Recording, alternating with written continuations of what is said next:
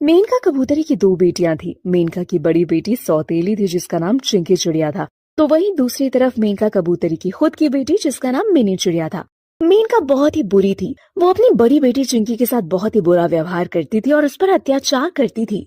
ऐसे ही एक सुबह चिंकी को उठने में थोड़ा लेट हो जाता है, जिस पर मेनका कबूतरी उसके ऊपर ठंडा ठंडा पानी डालती है और उसे जगाते हुए कहती है, अरे ओ महारानी, सुबह के 7 बज गए हैं, तू अभी तक उठी नहीं? घर का सारा काम कौन करेगा? तेरी वो मरी हुई माँ और दोनों माँ बेटी ने मेरी नाक में दम कर रखा है। एक तो तुझे यहाँ मेरे सर पर छोड़ गई इस दुनिया से, और एक तू है जो किसी काम की ही नहीं। माँ मुझे माफ कर दो, रात को थोड़ा देर से सो रही थी ना, इस वजह से मेरी आँख सुबह 5 बजे नहीं खुल पा रही है। हाँ तो तेरे हाथ पैर में जान नहीं है? जल्दी जल्दी काम करेगी तो जल्दी रात को सोएगी ना। माँ मैंने रात 10 बजे तक घर का सारा काम खत्म कर लिया था, बस वो आपके पैर दबाते दबाते रात के 2 बज गए। तो तू कहना क्या चाहती है? मैं तुझसे घर के सारे काम करवाती हूँ, पैर दबाती हूँ, इसलिए तुझे इतना देर हो जाता है? अरे कुछ शर्म लिहाज है भी या नहीं? माँ की सेवा नहीं करेगी तो किसकी करेगी? कल को ससुराल जाएगी तो लोग तो यही कहेंगे कि तेरी माँ तो सौतेली थी, तुझे घर के काम काज बड़ों का मान सम्मान करना सिखाया ही नहीं। अरे मैं कितना भी अच्छा कर लूंगी ना, तब भी समाज की नजरों में तो मैं सौतेली की सौतेली रहूंगी तेरे लिए। नहीं माँ, आप अब मेरी अपनी माँ हो, बस आपसे विनती है कि मेरी गुजरी माँ को आप कुछ मत कहो, उनका कोई दोष नहीं इन सब में। अगर मुझसे कभी कोई गलती हुई हो तो मुझे माफ कर दो, और आपसे मैं अपने गलत कामों के लिए माफी मांगती हूँ, लेकिन भगवान के लिए मेरी मेरी माँ के बारे में कुछ मत बोलो। अरे मैं तो बोलूंगी तेरी माँ के बारे में, आखिर उसी का पाप तो है तू। बस माँ बहुत हो गया, मैं आपको कुछ नहीं कह रही, इसका मतलब ये नहीं कि आप मेरी माँ को कुछ भी कहोगी। अच्छा तो तेरी अब जुबान भी चलने लगी, रुक जा अभी तुझे खुराक देती हूँ। मेनका कबूतरी को गुस्सा आता है और वो पास में रखा डंडा उठाकर चिंकी को बुरी तरह से मारने लगती है। तभी मिनी चिड़िया वहां आती है और मिनी अपनी माँ से कहती है, अरे माँ ये क्या है? आपको शर्म नहीं आती क्या? इतना अत्याचार क्यों करते हो दीदी के साथ? वो भी सिर्फ इसलिए कि वो आपकी सौतेली बेटी है। आपने इनको जन्म नहीं दिया इसीलिए? तू छोटी है ना, छोटा बनकर रह, बड़ी बनने की कोशिश मत कर। इसके साथ साथ तुझे भी मारूंगी। तू मेरी बेटी है या फिर इसकी सगी बहन? हाँ माँ, आप माँ होकर भी ममता भूल चुकी हो अपनी, लेकिन मैं अच्छे से जानती हूँ कि कौन अपना है और कौन पराया। आपको ये बताने की जरूरत नहीं है कि कौन मेरी माँ है और कौन मेरी सगी बहन।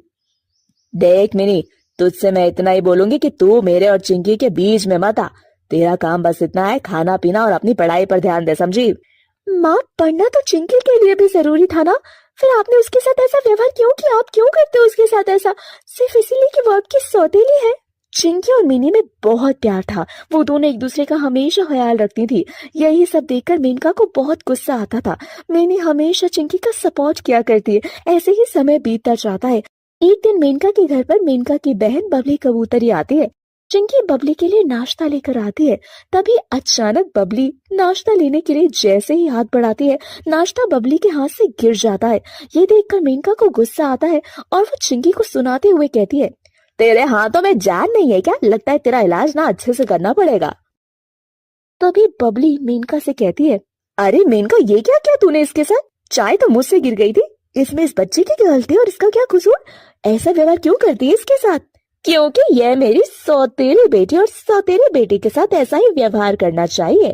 तेरी सोच कितनी ज्यादा छोटी है मेनका। ये बेचारी बच्ची घर के सारे काम काज में तेरा कितना सपोर्ट करती है, इतनी सेवा करती है, उसके बाद भी तू इसके साथ ऐसा व्यवहार करती है। और अगर वो तेरी सगी बेटी नहीं है तो इसमें उसकी क्या गलती है? लेकिन ये तो तुझे अपनी सगी माँ मानती है ना। अरे कम से कम भगवान से तो डर। देख मैं ना अच्छे से जानती हूँ कि ये जो भी कुछ कर रही है ना, वो सिर्फ और सिर्फ मेरे डर के कारण करती है, वरना ये मुझे कोई अपनी माँ नहीं मानती। तुझे समझाने का ना कोई मतलब नहीं बनता। कहते हैं ना समय आएगा तो सब तुझे अपने आप अकल आ जाएगी। ऐसे ही समय बीतता जाता है। मेनका को किसी की भी बात समझ में नहीं आ रही थी। ऐसे ही एक दिन मेनका कबूतरी सीढ़ियों से उतर रही थी और अचानक उसका पैर फिसल जाता है। वो सीढ़ियों से नीचे गिर जाती है और उसके सर पर बहुत ज्यादा चोट लग जाती है और बहुत ज्यादा खून निकलने लगता है। ये देखकर मिनी और चिंकी दोनों घबरा जाती हैं और वो दोनों किसी तरह से अपनी माँ के पास आकर उन्हें अस्पताल ले जाती हैं, जहाँ डॉक्टर उन्हें भर्ती कर लेता है। मेनका की हालत बहुत ही ज्यादा खराब हो गई थी। मेनका के शरीर से काफी ज्यादा खून निकल चुका था, जिस कारण मेनका को अलग से खून की जरूरत पड़ रही थी। जब चिंकी को पता चलता है तो वो अपना खून देने के लिए तैयार हो जाती है, क्योंकि मेनका और चिंकी का ब्लड ग्रुप सेम था। ऐसे ही कुछ दिन बाद मेनका की तबीयत में धीरे धीरे सुधार आने लगता है। मेनका अपने घर आती है। चिंकी मेनका का बहुत ख्याल रखती है। मेनका को अंदर ही अंदर कुछ बातें कचोट रही थी।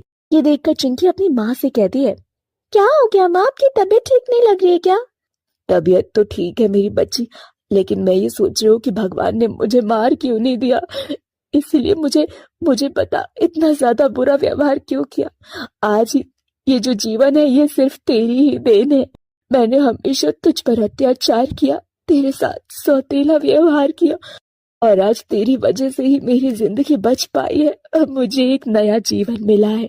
माँ ऐसा मत कहो आप, मैं पहले तो अपनी अपनी एक माँ खो चुकी हूँ, अब आपको नहीं खोना चाहती, और ये तो मेरा फर्ज था।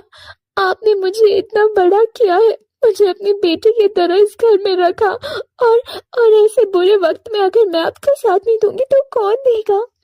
बहुत शर्मिंदगी महसूस हो रही है चिंकी। आज सच में तू मेरी सगी बेटी से भी बढ़कर है। मुझे माफ कर दे चिंकी। मैं वादा करती हूँ, मैं अब कभी भी तेरे साथ बुरा व्यवहार नहीं करूंगी।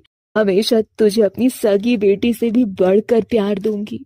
इस तरह से मेनका को अपनी गलती का एहसास हो जाता है और वो चिंकी से माफी मांगती है। इसके बाद से अब मेनका का रवैया चिंकी को लेकर बहुत ही ज्यादा बदल जाता है। मेनका अब चिंकी को अपनी सगी बेटी से भी बढ़कर प्यार देती है, और इस तरह से वो सभी हंसी खुशी अपने जीवन में आगे बढ़ते हैं।